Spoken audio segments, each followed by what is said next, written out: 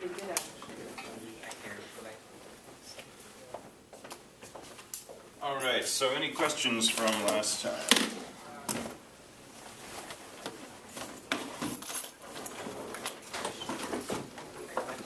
We were starting to delve into induction.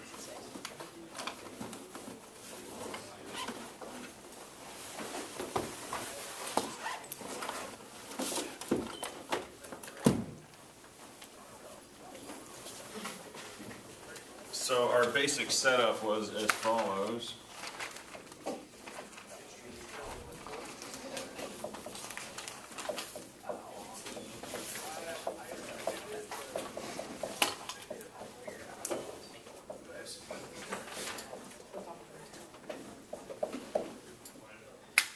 If P of 1 is true, where P of n is some proposition, if P of 1 is true and we know that P of n implies P of n plus 1, then we can conclude P of n for all n. That's our whole focus for the next few classes.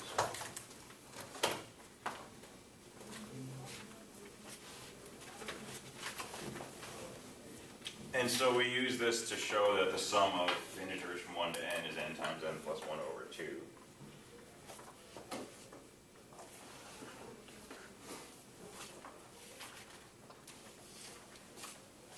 So what about the sum of odd integers? You ever add those up?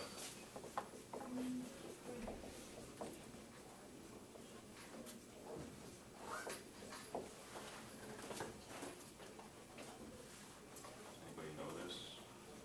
I know that the number that you're adding up is like an even number, then the number will be even, versus if it's an odd number, that'll be odd. Good. I think we should be able to use the same trick we did yesterday. You can do that 2n plus 3, which is 1 plus 2. But we're adding odd numbers though, we're skipping the evens. Okay, So it's not the same formula, but if we know a formula, we can do the same trick we did to prove it. 2n plus 3. But we use 2n plus 3. What? Because... Like I'm adding all of those plus 2n plus 3. Well, let's try a few.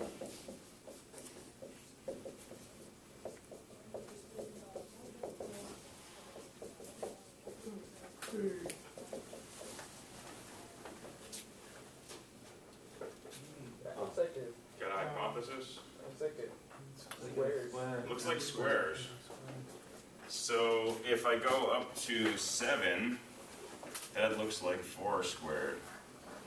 So let me make this formula the sum up to 2n minus 1. And I'm going to claim that this is perhaps just n squared. So if n is 2, this is saying 1 plus 3 should be equal to 2 squared. Because I can continue when we go to 9. Because 9, that brings us not 25, so... Yeah, so if we set n equal to 5, this is 1 plus 3 plus 5 plus 7 plus 9, which is 25, which is 5 squared. So it's a reasonable looking hypothesis. So we need to prove that P1 is true. So we need to prove that P1 is true. Well, let's state our proposition first. Okay. Let P of n be the proposition that this is equal to this.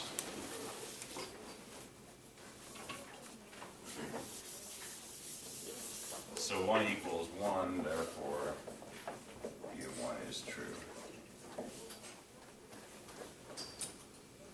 Could that be stated a little more clearly? Like it's, State what? it's, oh, no, I see it now. I was trying to figure out the first equation. Okay. It didn't seem to be all perfectly right. It wasn't defined. Yeah, if n is well. 1, it's just 1 plus. Yeah, but it worked. It worked. So the challenge here is, given that P of n is true, prove P of n plus 1 is also true.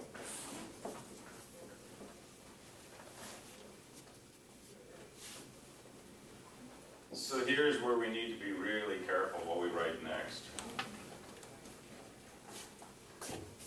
Because you're trying to prove P of n plus 1. So you kind of want to know what P of n plus 1 says so that you can figure out how to prove it. So it's natural to write the following.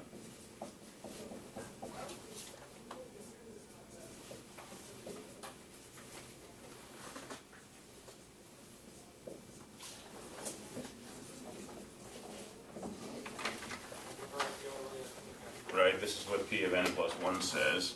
If we add up all the numbers up to 2 times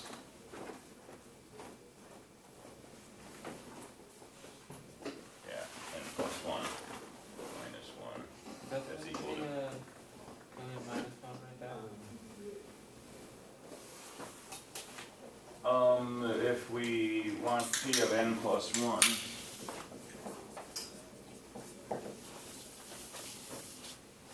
then 2 times n plus 1 minus 1 is the last number we're adding. Right, instead of 2 times n minus 1, it's 2 times n plus 1 minus 1. This is the last number of our sum, and it should be equal to n plus 1 squared.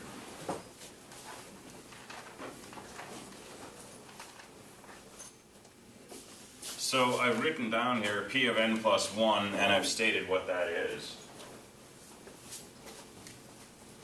And that's what we're trying to prove. But if I write anything below that, I don't know if it's true. For example, if I now do the following.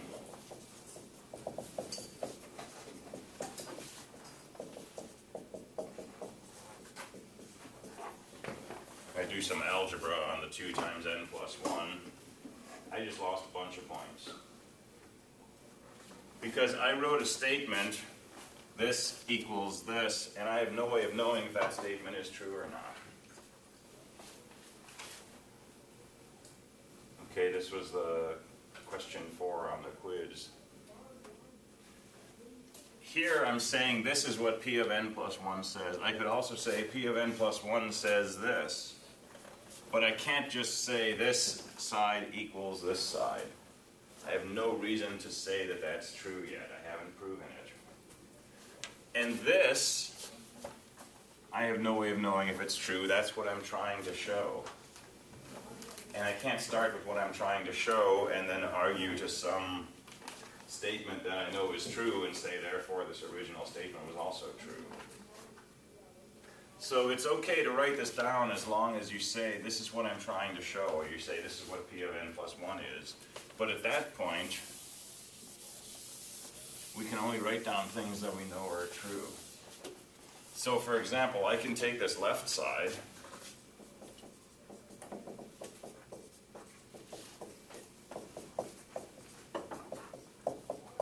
and I can say that's equal to, and I can do some algebraic manipulations like multiply through by that 2, say this is equal to 1 plus 3 plus.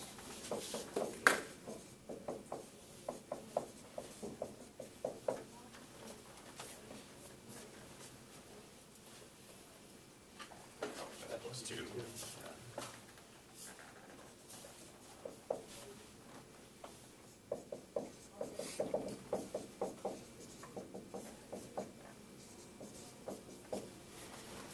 Right, and I'm just doing algebra, which I know is valid. So what can I do from here to get me closer to this? Any ideas? I'm not sure if it's going to work or not. Okay. But that could be 4n. Then we can use the formula for like adding the last number to the first number, maybe. Okay, we can combine those n's on the end and just get 4n. The plus 1 minus 1 will cancel. And we could try to combine that with an earlier term, and we might get lucky. If we're doing consecutive integers, we'll actually get lucky that way, and that'll lead us to a formula. there's something we can do that takes much less work.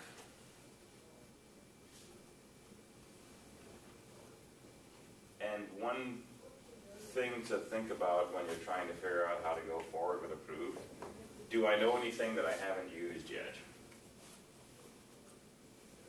Do I know anything in particular about this problem that I haven't used yet?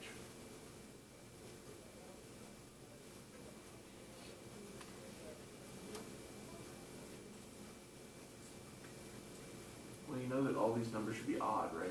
We know they're all odd. And we know the definition of an odd number. We know the definition of an odd number. We're trying to do this. Given that P of n is true, we're trying to prove P of n plus 1 is also true. Have we used the fact yet that P of n is true? No, so you can collapse all of that previous stuff into just P of n. Collapse all that previous stuff using P of n. P of n says this. So all of this N squared. is n squared.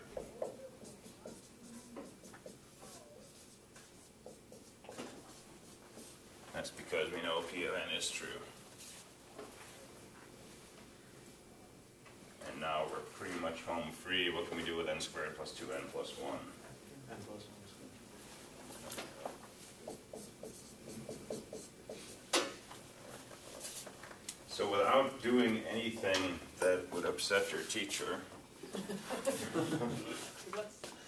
ultimately what matters, right? yes, we've shown that this expression is equal to this expression. And that is what P of n plus 1 says. Therefore, P of n plus 1 is true. And so given P of n, we've proven that P of n plus 1 is also true. So we've satisfied this, and we've satisfied this, and therefore, by mathematical induction, we can conclude that P of n is true for all n bigger than or equal to 1.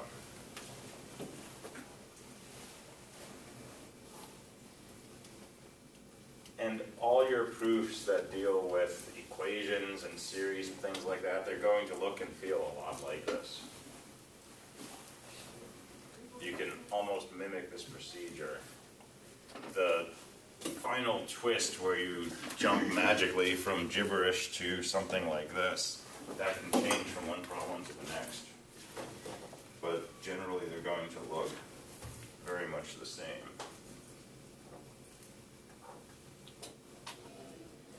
Wanna try another?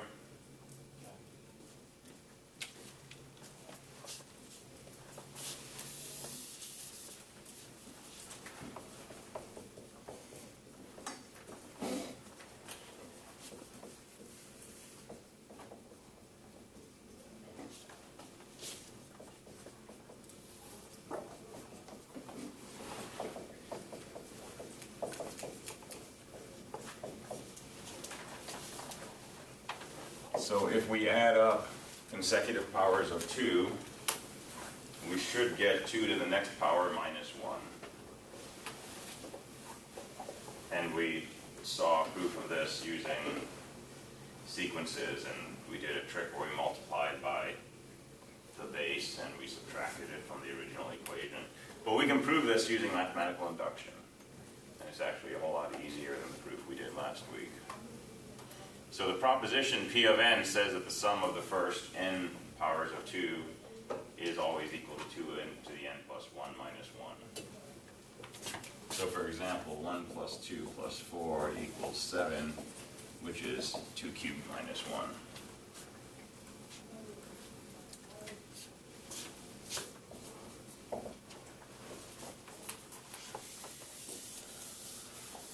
So we've only got to show two things. We've got to show P of 1, and we've got to show the inductive step. P of n implies P of n plus 1.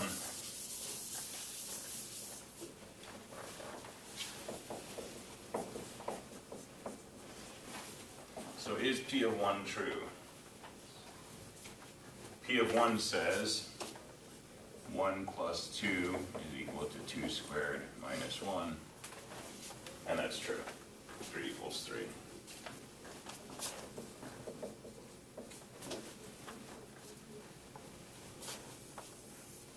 So now we're trying to show P of n plus 1.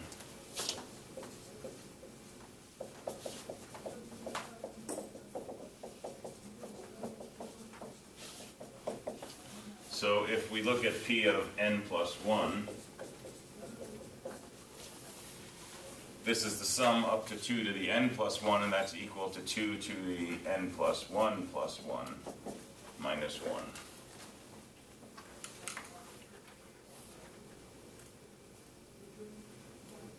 So that's what we want to show.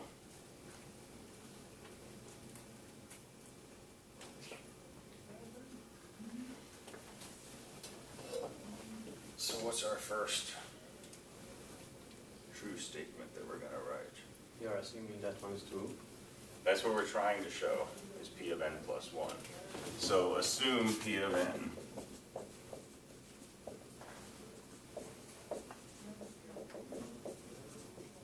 Assume P of n is true. We're trying to show P of n plus 1.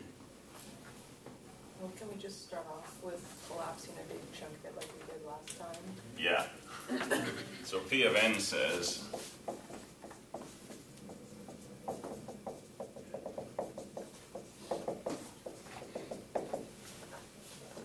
so That whole huge chunk.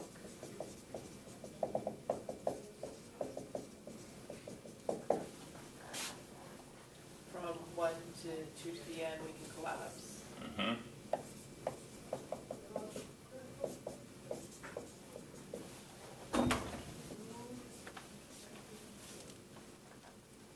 Everyone good with that?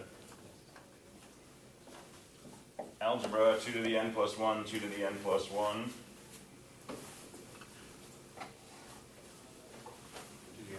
n plus times 2 to the n.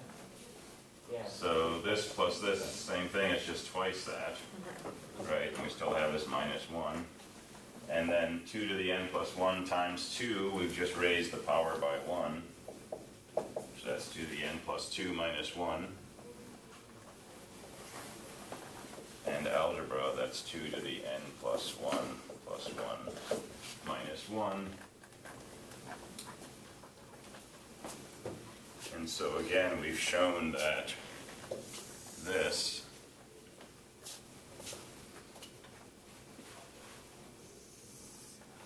Where are you getting the 2 to the n plus 1 minus 1 from that? I'm not seeing it.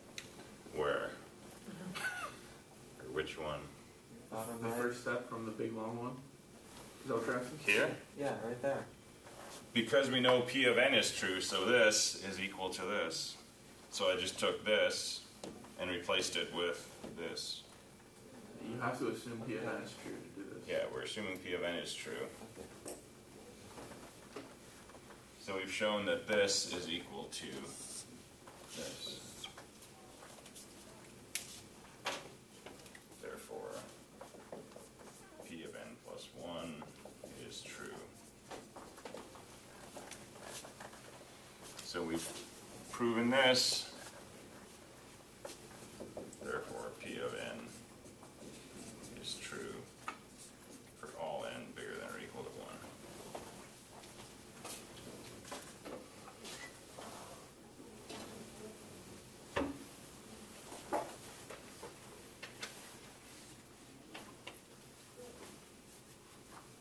So would you want to specify that that's true by induction? P of n Yes. is true by induction. Therefore, by mathematical induction, P of n is true for all n bigger than or equal to 1. And always put your punchline in. Even if it's obvious and it comes out at the end, go ahead and slam it in there. Better to overproof than Yeah, underproof. yeah. So if you're really fancy, you can say QED. Yeah. Quite easily done. Yes. No, it's Latin for blah, blah, blah, which is what was to be proven, I think. I can't speak Latin with a straight face, though. Lawyers can, I can't. Quad erat demonstratum. Cool.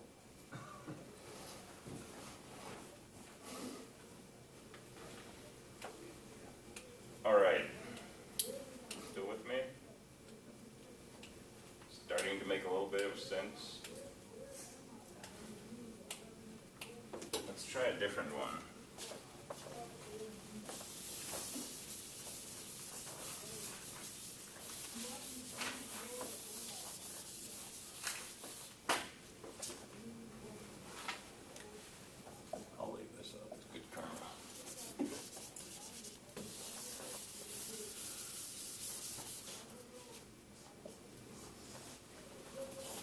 So let P of n be the proposition. N cubed minus n is divisible by 3.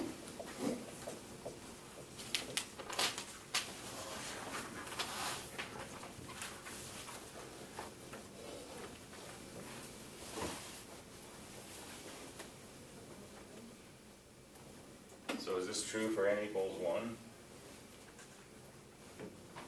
It's 0, isn't it? That's 0. Is 0 divisible by 3? I don't think so. Can you write 0 equals some integer times 3? Zero. Right. Yeah. Okay. That's fine. So it is divisible by 3. I mean, you can't. Oh, no. I was gonna say you can't divide 0, but then I thought. Can't no, divide I got by that 0. backwards. But That's exactly what I did. 0 is divisible by everything. I don't know if those two go together. It's like divisible by everything, but you can't divide anything by it. There might be a balance there. So P of 1 is true. If you don't like P of 1, you can start with P of 2. So P of 2 says 8 minus 2 is 6. That's definitely divisible by 3. So P of 1 is just arbitrary, just prove it's. It's really arbitrary. You can start with any integer. But the conclusion at the end is only going to work from your base case on up. Wait. P of 1 would be 1.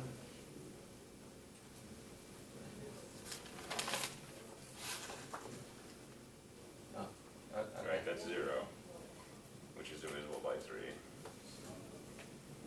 So kind of what that form is saying is if it's true for one case and that one, and also it can be used to create the second proposition, then the proposition is true? Mhm. Okay. Yeah, because basically we can bootstrap from here. We can prove it for 1. This will let us prove it for 2, and then this will let us prove it for 3 and 4 and 5 and so on and so forth. There's a more formal way of justifying that mathematical induction works. We'll talk about that later. It gets into some hairy areas. All right, so P of 1 is true, so assume P of n is true for some n, for any n. Prove P of n plus 1 is also true.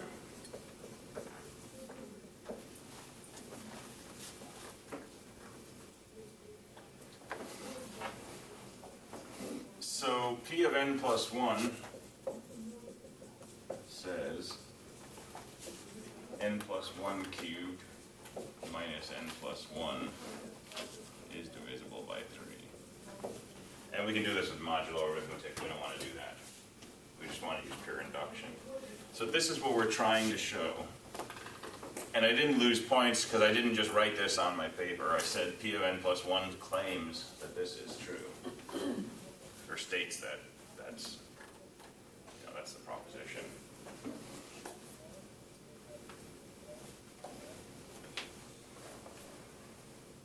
So, did we just plug in a value?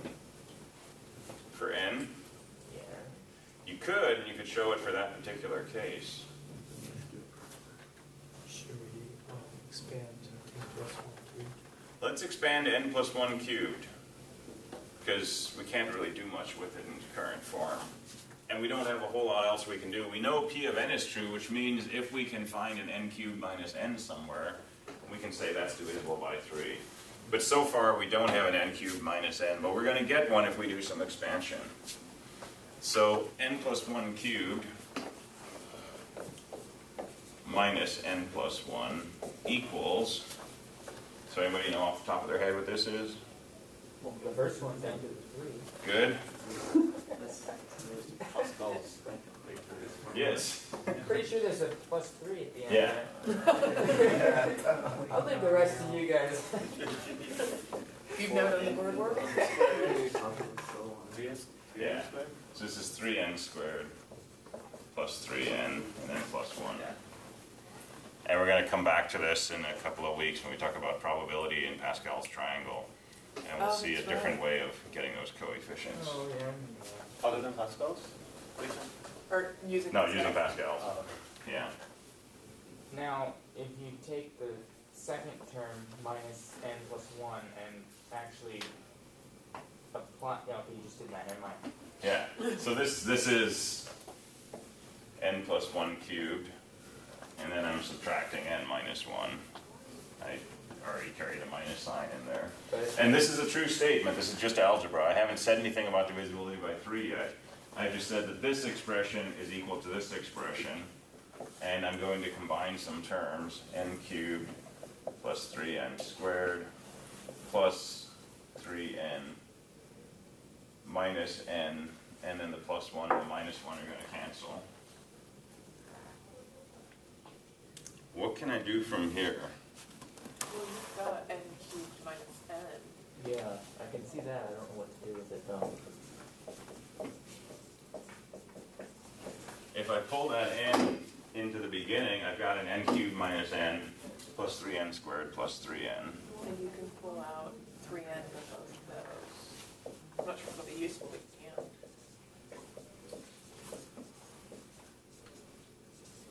Let me just pull out a 3, because we're interested in divisibility by 3. Sure. 3n would be just as good. What can I say at this point? We're actually one statement away. We know that n cubed minus n is divisible by 3. Good. And we So know- this is equal to 3 times k1. And we know obviously that 3 times n squared plus n, I think it is also divisible by 3 because it's got a 3 pulled out of it. Right. So this is divisible by 3 because of p sub n. So now all we have to show is that two things divisible by 3 added together is indeed divisible by 3. And that's just algebra. And there you go. I actually didn't think of that. So put it all together from beginning to n. N plus 1 cubed minus n plus 1 is divisible by 3. And that's what p of n plus 1 says. Therefore, p of n plus 1 is true. Say what? What do we set k to? Just k1 is n cubed minus n divided by 3. We know that this is divisible by 3 because that's what pn says, which means this is 3 times some integer. Yeah, it's an integer.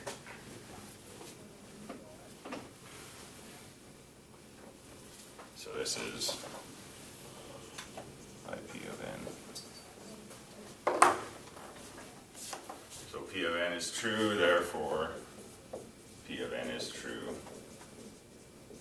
for all n bigger than or equal to 1. Period.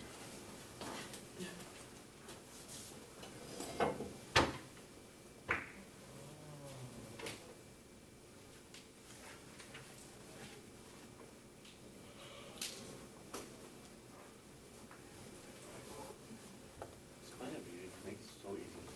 Yeah. The power of this is it lets us make rigorous something that we have in our brains and don't know how to turn into a convincing argument. A lot of times, mathematical induction is what's going on. We already proved it, right? The mathematical induction is true. Well, I kind of waved my hands, right? If we know p of 1 is true, we can set n equal to 1, and then we know p of 2 is true. And if we set n to 2, then we know p of 3 is true. And I can keep doing this and get to any particular p of n. But the formal way to prove it is by contradiction. And say, suppose that this statement is not true. Right, so p of 1 is true, p of n implies p of n plus 1, but suppose this fails. Suppose p of n is not always true for all n. So we can form a set of numbers for which this fails. And then there's this thing called the well-ordering property. It's actually an axiom. We can't prove it, we just have to accept it. That if you have a set of positive integers, there's a smallest element of that set. It's unprovable. It's parallel lines never meet. We just have to accept it or not accept it. And we choose to accept it. So we can find the smallest element in that set, which means there's some PB there's some integer b for which p of b is false. And then we simply look at p of b minus 1.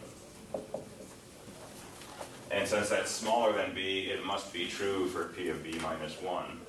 Or the proposition must be true for b minus 1. So this proposition must be true, and if we plug it in here, that'll tell us p of b is true, which is a contradiction.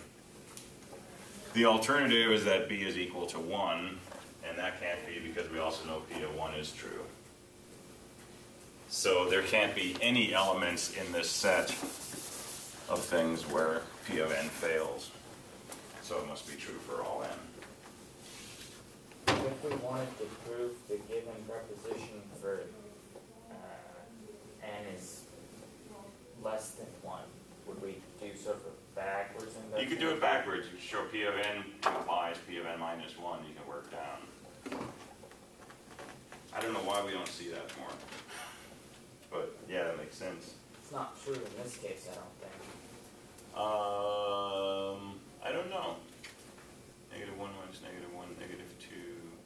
I think it's true. But I think for negative n, you just get the negative of that because we've got odd exponents. True. So I think you could do this in the reverse direction.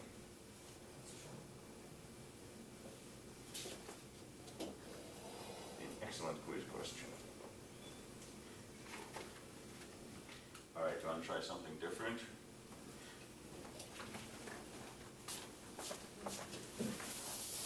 Let's play with tiles.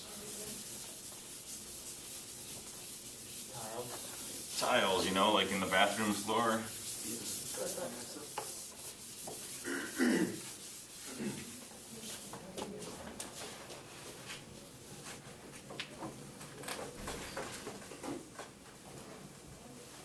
So here's a 2x2 area.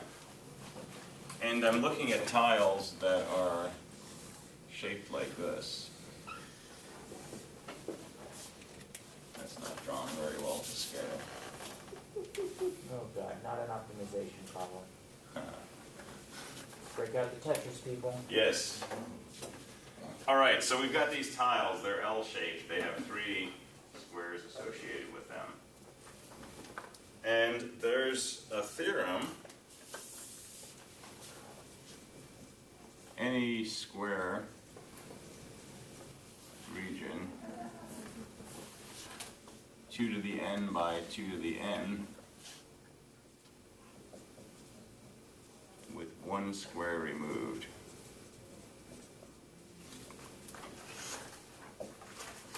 can be covered perfectly with these tiles. So we can use the floor here, right? So I'm going to make an L-shaped tile that has 1 square, the square below it, and the square off to the side. So it looks like this. Where those are perfect squares. And the theory is that if we take a region which is itself square and is 2 to the n by 2 to the n, where n's any integer, and we remove 1 square from anywhere in that region, we can cover the remaining squares with those tiles. Covering means they don't overlap, but they cover every single remaining square exactly once. So how the heck would we prove this? Induction? Induction. It's not clear, even with induction in your head, it's not clear how we go about doing this. It's actually really, really simple. Oh, I see it now. So we'll make a base case, we'll make a proposition. P of n says we can tile a 2 to the n by 2 to the n region. And we want to show P of n is true for all n bigger than or equal to 1.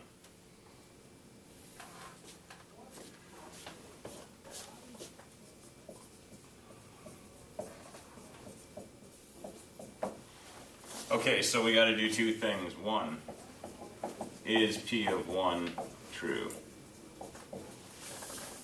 P of 1 says if we have a 2 by 2 region we can tile, with one square removed, we can cover it with those tiles. Is that true?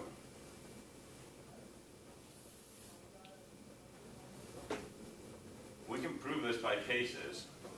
If we have a 2 by 2 region, like this one, and we remove this square, we can cover the remaining floor with just one of these pieces. Bang, bang, bang, just turn it over. There's your L-shaped piece. And if the square we removed was this one, we can cover it with an L-shaped piece in that orientation. And if we remove this one, that's an L-shaped piece. And if we remove this, that's an L-shaped piece. So you only got 4 possibilities. And whichever of those 4 squares we remove, we can cover the remainder of the floor with that L-shaped piece. So we've got P of 1.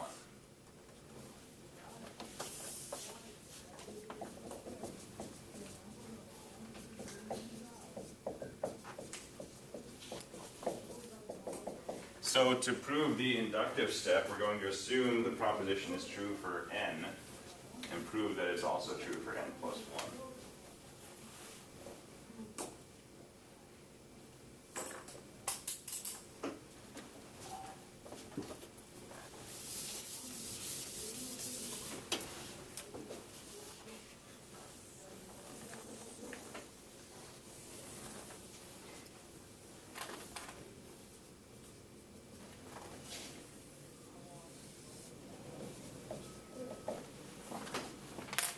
There's our floor, and we're going to remove one tile,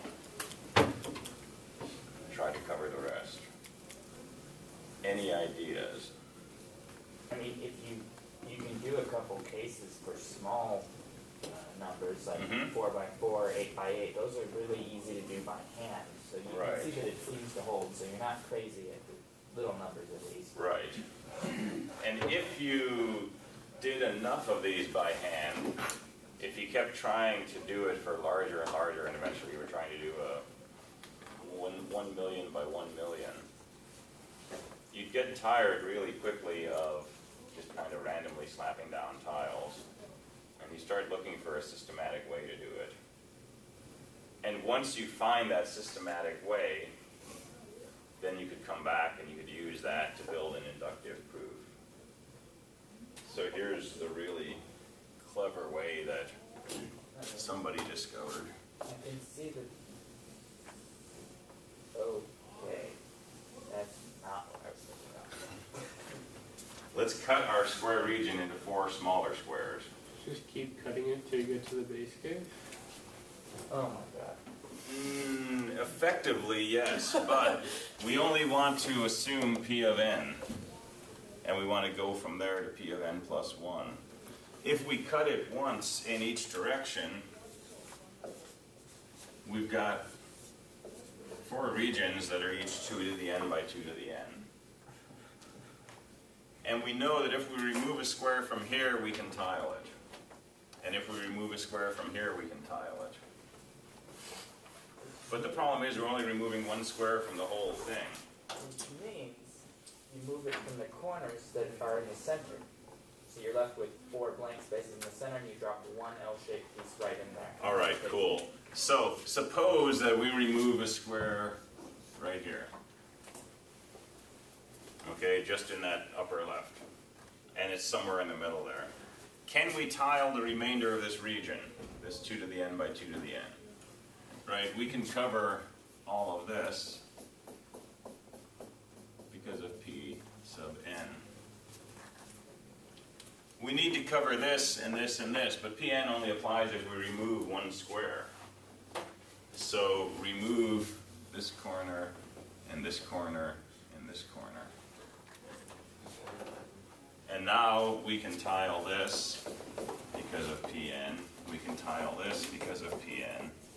And we can tile this because of Pn.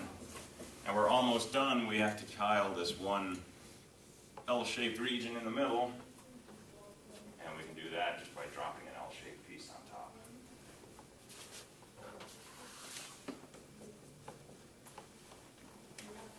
And we're done. And we've we've got 4 cases technically. We need to also look at if we removed a piece from here. And it's going to be exactly the same proof, except we're going to end up with removing these tiles and then covering those with a rotated L. And so it'll be a total of 4 cases, and in each case we can tile the whole region.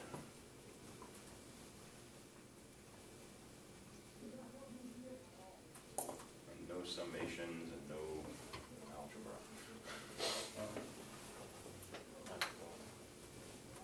So how are we able to assume that 2n plus 1 divided by 2 is 2n? We got to know that. So, and that's true if n is bigger than or equal to 1. So yeah, we have to use a little bit of algebra. Oh.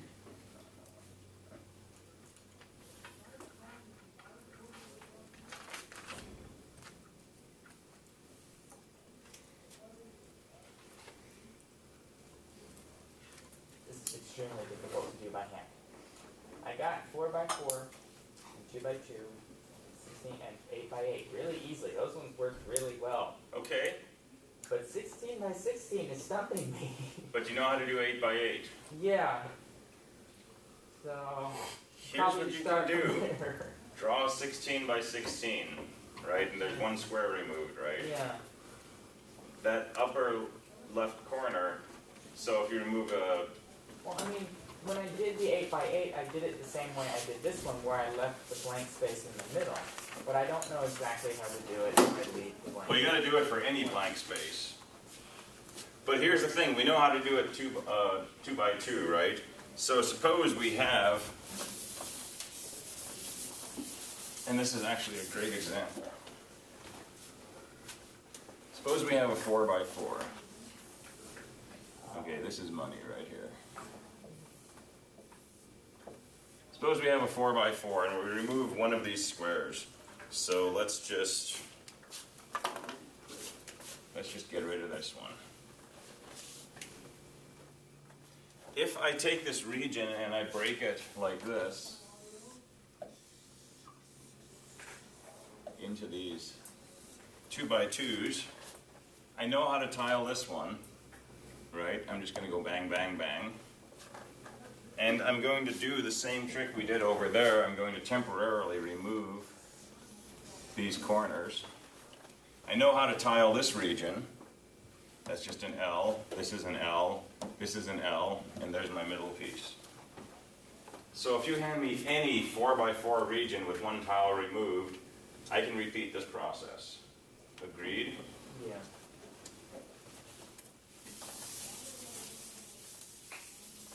Okay, here's where it gets good.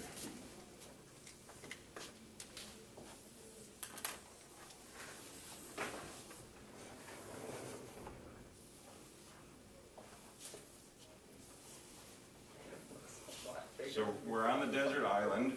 We have limitless time and whiteboard markers and food, Oh, that's a good. Do we have internet over there? but no internet access, no music, nothing to do but cover areas with this limitless supply of L-shaped pieces that we have. So you decided to prove this by experimental.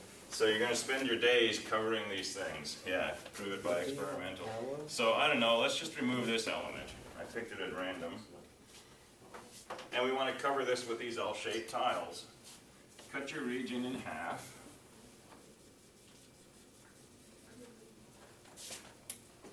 And now here's the question. Can I tile this 4 by 4 region with 1 piece missing? Absolutely. We just finished saying if you give me a 4 by 4 region with a tile missing, I can do it. If I temporarily ignore these 3 pieces, this is a 4 by 4 region with a tile missing, I can tile it. This is a 4 by 4 with a missing corner, I can tile it. This is a 4 by 4 with a missing spot, I can tile it. And then I can cover these 3 spots that I ignored with just 1 L-shaped piece. If you believe that, you can now say, if you give me an 8 by 8 with any tile removed, I can cover it. So now someone hands you a 16 by 16 with a tile removed. Can you cover it? You can break it into 4 8 by 8s. The one with the missing piece we can cover. Take out those 3 corners, you've got 3 more 8 by 8 problems to solve. Tile each of those, put your tile in the middle, and you've proven that you can tile any 16 by 16. Same works for square shapes. no? This is only for square, and it's only for 2 to a power by 2 to the same power. I think we should also be able to prove it by, I don't know if that's much more work to do, but we can prove it with mathematics, like Possibly, yes. with cases. Right. The cases that can shape different cases of the shapes of the. Yeah, we could enumerate the things that you can cover with L's and probably get there. That would be cool to try, actually. But think about what we're doing here. It's kind of backwards recursion in a way. It's recursion, okay? You're using the previous assumption and the previous discovery to prove the next one. Yes, and this is all that recursion is. Recursion is saying I know how to solve a small problem, and I know how to break a big problem into a set of small problems. And as long as I know how to solve those small problems, I can therefore solve the bigger problem.